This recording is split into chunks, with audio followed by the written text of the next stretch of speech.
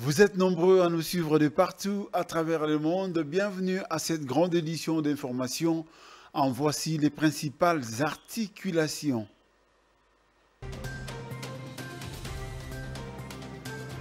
Affaire Bukangalonzo, la Cour constitutionnelle annonce la comparution de Matata Ponyo, Grobler et Deogracias Mutombo pour le 14 avril prochain. 55 millions d'euros saisis à titre conservatoire sur les comptes du Paris Saint-Germain. Cela est dû au litige Mbappé et son ancien club.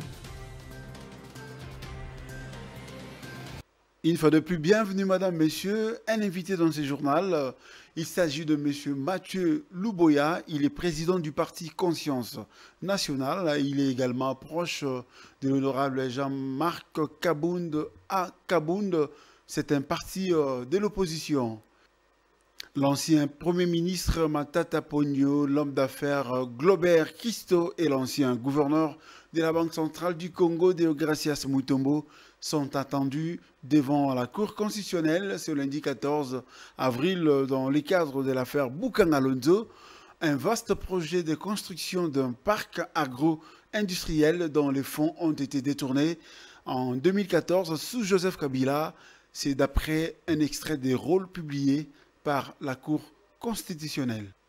Restons toujours en justice, les 3 ressortissants des États-Unis précédemment condamnés à mort, lesquels la grâce présidentielle les a rendus à la peine à perpétuité, sont à nouveau officiellement par la justice fédérale inculpés après leur extradition aux États-Unis pour leur participation présumée à une tentative de coup d'État contre le gouvernement congolais. Ce jeudi, la Ligue de jeunes de l'UDPS était en atelier de réflexion sous le thème « Ce que pense la jeunesse de l'UDPS ». Il était question surtout de réfléchir sur l'attitude à adopter face à la guerre dont est victime la République démocratique du Congo. Deborah Wamba et Badjombuku étaient sur place. Suivez. Sous la houlette du numéro 1 de la Ligue de jeunes UDPS, Adolphe Makutano Amissi, cette rencontre a eu lieu à l'hôtel Campo dans la commune de La Gombe. Le premier à dire mot d'ouverture est le secrétaire général du parti au pouvoir, Augustin Kabouya. Ligue des femmes, les fédéraux et tout le monde qui a accepté de répondre et de prendre part à cette activité, nous vous disons. Que le Seigneur Dieu Tout-Puissant puisse vous bénir et je déclare ouvert cet atelier de réflexion de la Ligue des jeunes. Merci. Ensuite, tour à tour, chacun des panélistes dans un domaine spécifique a démontré l'importance de cette rencontre à des termes clairs. Prenant la parole à son tour, le ministre des Finances, autrement appelé l'argentier national, a rappelé que l'UDPS est un parti au pouvoir et avant tout démocrate et social, avec comme action la gratuité de l'enseignement et maternité, des actions qu'a posé le président de la République, Félix-Antoine Tshisekedi. Alors nous nous exprimons les vœux que la prochaine édition soit dans un cadre plus large, dans un endroit plus ouvert. Comme ça, nous pouvons inviter les autres membres des partis politiques, y compris ceux de l'opposition, pour qu'on explique aux uns et aux autres d'abord l'idéologie de notre parti. Nous sommes un parti social-démocrate dont l'idéologie est basée sur des valeurs telles que l'égalité, la liberté, la solidarité et l'humanisme, comme le disait le fin docteur Etienne Tshisekedi Wamolumba.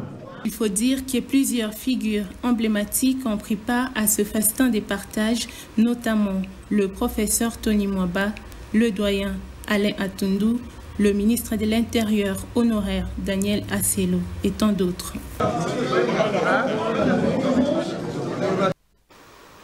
Je vous ai annoncé au début de ce journal qu'il y a un invité. Il s'agit de M. Mathieu Luboya. Il est président du parti Conscience Nationale. C'est un parti de l'opposition, un parti lié à M. Jean-Marc Kabound, l'honorable. Monsieur, il est dans notre plateau B. Monsieur Mathieu Luboya, le chef de l'État a initié la consultation nationale sous la supervision de son conseiller spécial, M. Uberand Kolengele. Il faut le souligner que ces consultations ont pris fin il y a quelques jours passés. Y avez-vous pris part? Aux consultations nationales, pour la bonne et simple raison que nous considérons ces consultations politiques comme étant une grosse farce. Dans la mesure où ces consultations ont été simplement une consultation entre les membres de l'Union sacrée. Donc l'Union sacrée a consulté l'Union sacrée. Pour autant, lorsque nous voulons cerner pourquoi ces consultations ont été organisées, elles ont été organisées pour mettre en place un gouvernement d'union nationale. Nous ne pouvons pas parler de gouvernement d'union nationale si nous n'avons pas la cohésion nationale. Et la cohésion nationale exige à ce qu'il y ait dialogue entre les Congolais. Et pourtant, les consultations nationales ne sont pas un dialogue. Pour autant que les personnes qui sont consultées, pour la plupart, c'est des personnes qui sont soit de l'Union sacrée, mais qui ont pris part au gouvernement précédent, soit qui sont de l'Union sacrée, n'ont pas encore pris part au gouvernement précédent et qui ont de grands appétits de pouvoir prendre part à ce futur gouvernement qui sera mis sur pied et qui, malheureusement, on parle d'un gouvernement d'union nationale qui n'en sera pas un. Donc nous n'avons pas pris part à ces consultations politiques, d'autant plus aussi que nous considérons que ces consultations vont empirer la question sécuritaire à l'est du pays. Et ces consultations vont mettre en place un gouvernement qui ne sera pas en mesure de pouvoir apporter véritablement une réponse efficace et adéquate à la question sécuritaire de l'Est de notre pays.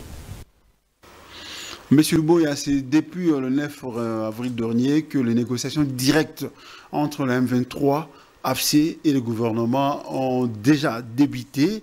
Dans les coulisses, je peux dire, quelle est votre lecture par rapport à ces négociations directes?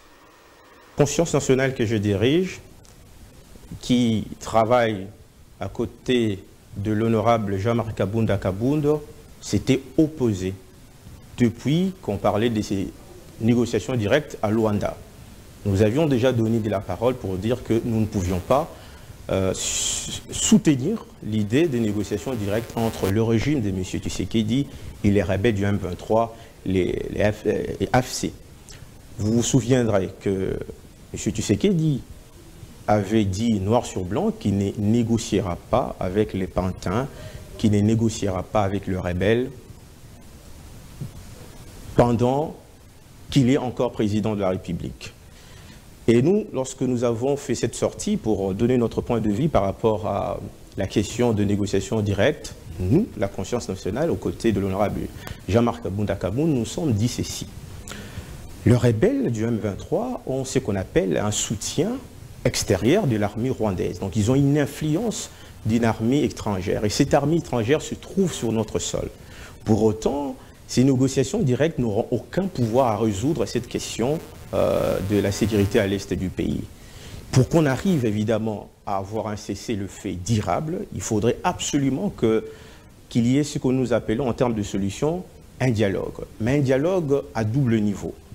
Le premier niveau consisterait évidemment à avoir ce que nous appelons le processus renforcé de Luanda.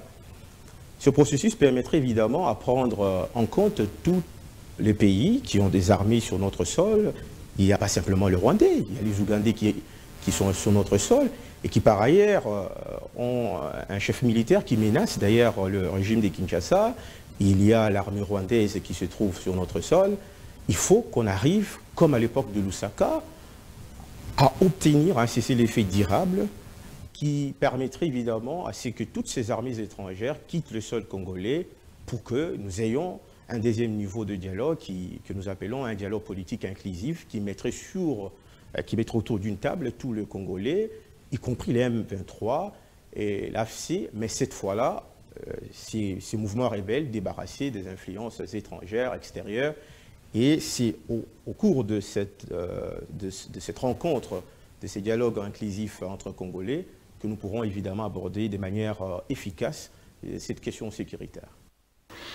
Monsieur Luboya, c'est depuis environ 30 ans aujourd'hui que la République démocratique du Congo, dans sa partie Est, souffre de menaces extérieures. Vous, en tant que parti, vous êtes Conscience nationale. Votre parti s'intitule Parti Conscience nationale. Avez-vous une proposition pour la paix? Vous savez, moi, tout comme l'honorable Jean-Marc Kabunda Kaboun, nous avons toujours dit que la RDC souffre de sa classe politique. Actuellement, le régime Tshisekedi va de tâtonnement à tâtonnement, va évidemment dans une philosophie de vision non cadrée.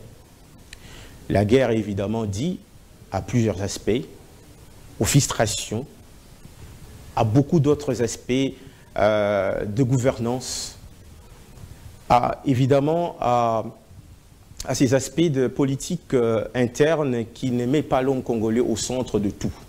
Nous, par rapport à cette crise qui sévit actuellement, nous avons cette solution que je venais évidemment de vous en parler tout à l'heure.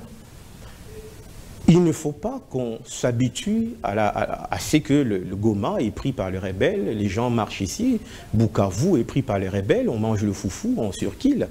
Il y a des gens qui meurent.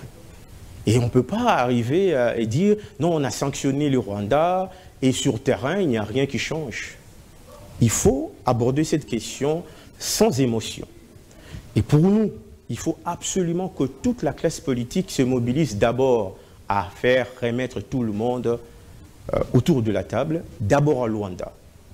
Le Rwandais, Paul Kagame, en face du régime Tshisekedi, et d'autres nations qui sont impliquées d'une manière ou d'une autre, qui ont de groupes armés ici, obtenir un cessez-le-feu durable. Le départ de troupes sur le sol congolais, avec vérification évidemment de la communauté internationale de ces retraits de manière effective. Ensuite, nous allons passer à cette étape où nous devons parler entre Congolais. Mais évidemment, après ces dialogues, il faudrait qu'on parte vraiment d'un bon pied. D'un beau pied pour qu'on arrive évidemment à obtenir cette paix pérenne pour notre pays. Question, M. Mathieu Luboya. Qu'est-ce que le Parti Conscience Nationale prévoit pour les jours à venir? Et qu'avez-vous à dire au peuple congolais qui vous suit en ce moment?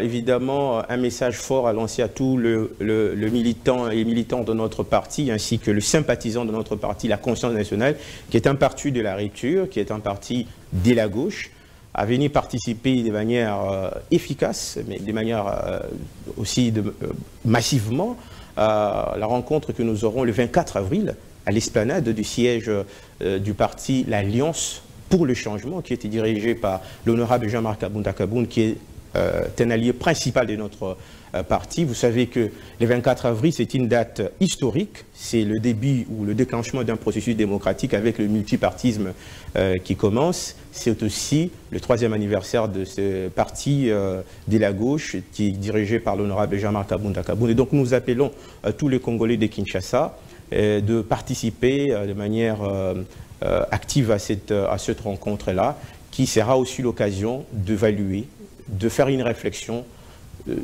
après ce processus, comment nous avons évolué et quels sont les défis qui restent à relever par rapport à l'avenir de notre pays.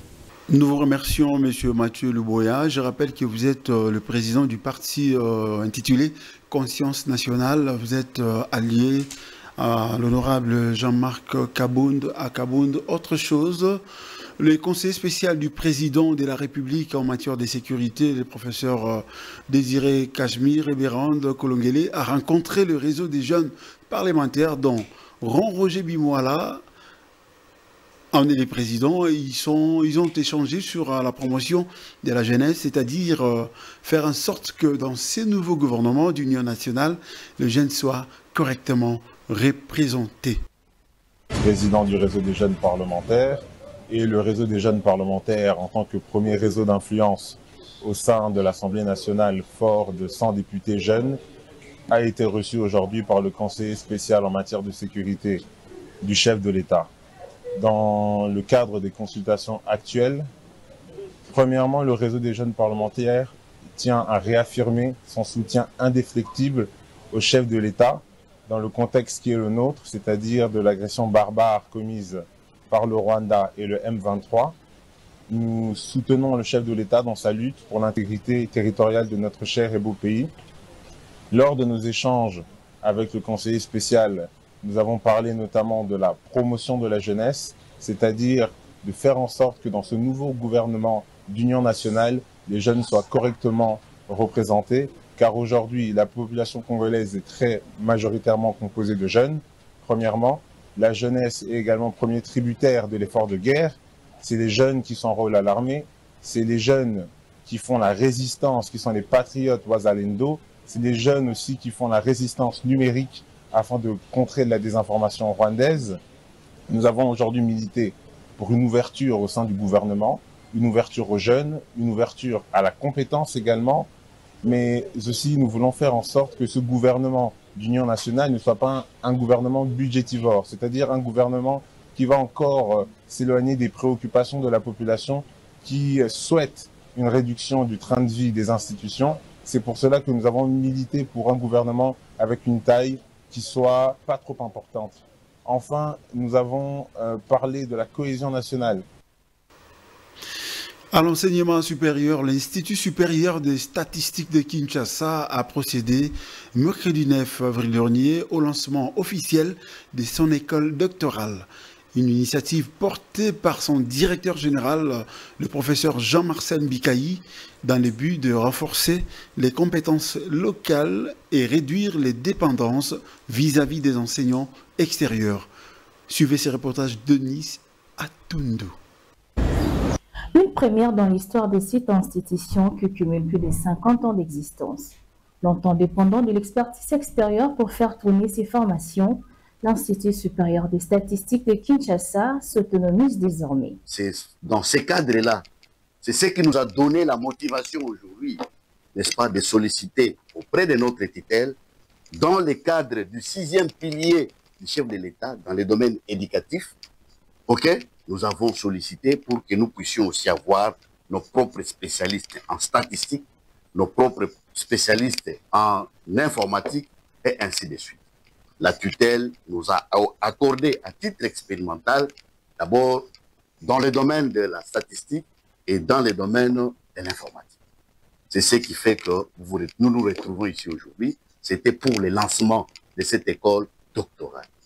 Jean-Marcel Bikaï, directeur général de cette institution, a également souligné l'importance de partenariats avec d'autres universités à travers le monde, lesquelles ont appuyé cette initiative sur le plan académique et technique. Si, effectivement, si nous sommes arrivés à solliciter, à demander, c'est parce que nos partenaires nous ont aussi vraiment poussé et encouragé dans ce sens-là. En interne, l'Institut supérieur des statistiques a organisé ce 3e cycle consortium avec l'Institut supérieur des statistiques de Lubumbashi et l'Institut supérieur des statistiques de Goma. Le cours de doctorat ont débuté le même jour du lancement officiel, traduisant ainsi la volonté de l'ISES Kinshasa de passer immédiatement à l'action. En sport à présent, la Fédération congolaise de Jiu-Jitsu FECOJU organise le championnat national du 12 au 13 avril au gymnase Judo Lutte au stade Tata Raphaël dans la commune de Kalamou à Kinshasa en République démocratique du Congo.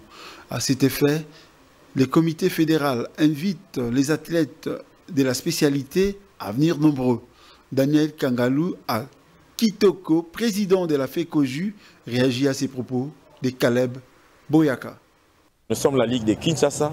Comme les championnats nationaux s'organisent ici à Kinshasa, nous accompagnons la fédération. J'ai lancé un message à tous les Utuka des confirmations de notre championnat national pour les 12 et les 13.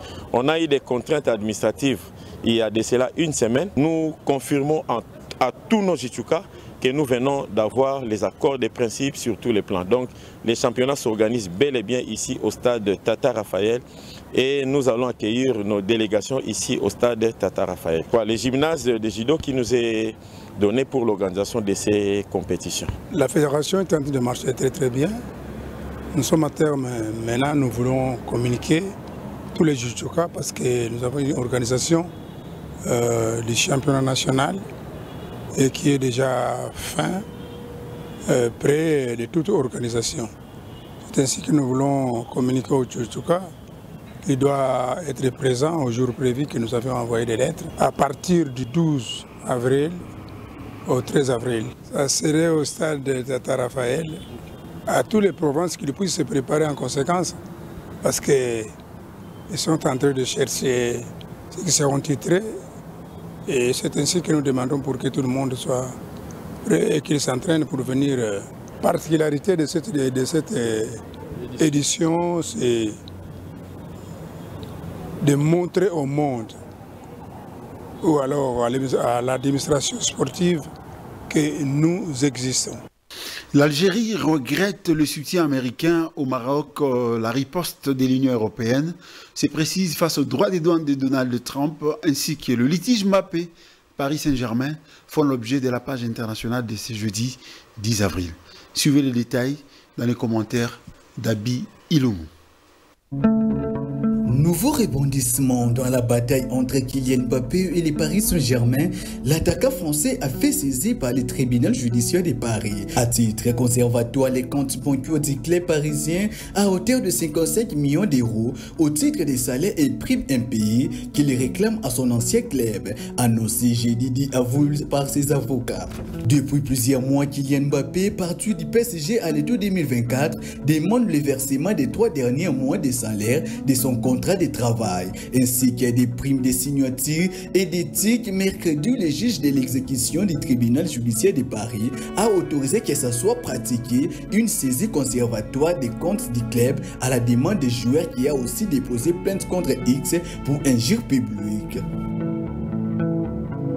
L'Algérie a regretté mercredi 9 avril dernier à la réaffirmation de la position américaine alignée sur le Maroc pour le Sahara occidental. Sur ces territoires au statut non défini à l'ONU, l'Algérie soutient les indépendantistes du Polisario. Signalons que le Sahara occidental, vaste territoire désertique aux eaux poissonnées et riche en phosphate, est une aérienne colonisée espagnole contrôlée de facto à 80% par le Maroc, mais considéré comme un territoire non autonome par les Nations Unies.